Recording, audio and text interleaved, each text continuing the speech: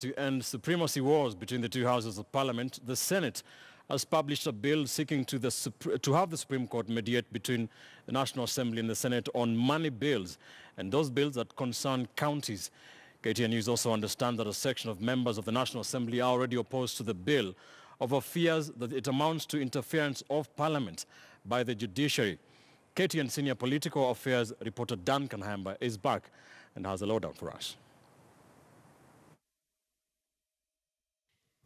The seemingly never-ending sibling rivalry between the two houses of parliament could be taken a notch higher after the Senate published a bill which, if enacted into law, will now invite the Supreme Court to have a final say whenever the Senate and the National Assembly speakers fail to agree on two key bills.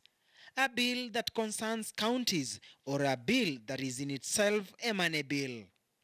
Co-sponsors of the Determination of the Nature of Bills 2018 are Senators Johnson Sakaja of Nairobi and his Makueni counterpart, and also NASA Chief Whip in the Senate, Mutula Kilonzo Jr.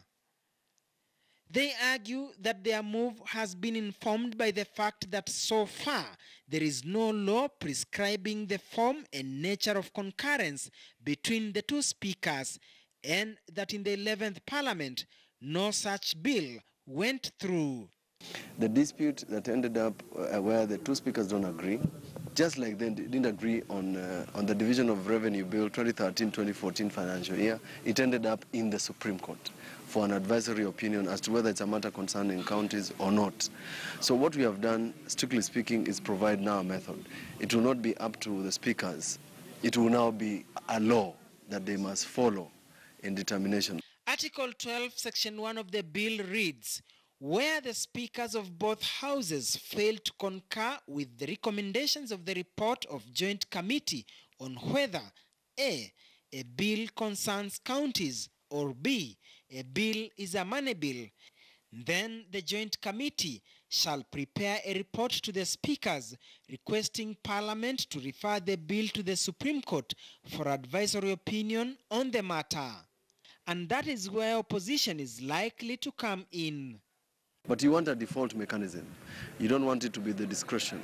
If the two speakers can't agree and their teams can't also agree, the Supreme Court can look into the matter and give us guidelines in terms of the advisory opinion. So something that is it's in part of the Constitution. What was envisaged between the two houses of Parliament was for an harmonized committee rather than going to another external arm of government. It has to be within the same legislative arm of government. Is the only body that can determine a dispute between entities.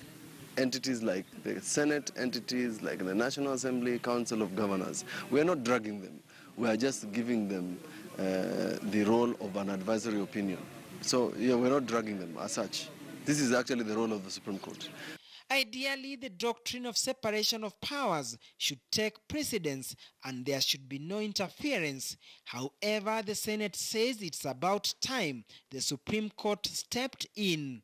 They're saying that we are delaying bills. They're saying some bills should not come. They're saying that we are drafting bills we shouldn't draft. They're saying we are encroaching on the work of the National Assembly or work that does not concern us. So the interest of the National Assembly members is as much as the interest of the senators and the country, so that we don't have rivalry about these issues. There's really no reason to disagree. The Sakaja Mutula Jr. bill is now awaiting the second reading in the Senate before final third reading, which if passed, it will become a statute. Duncan Hemba, KTN News.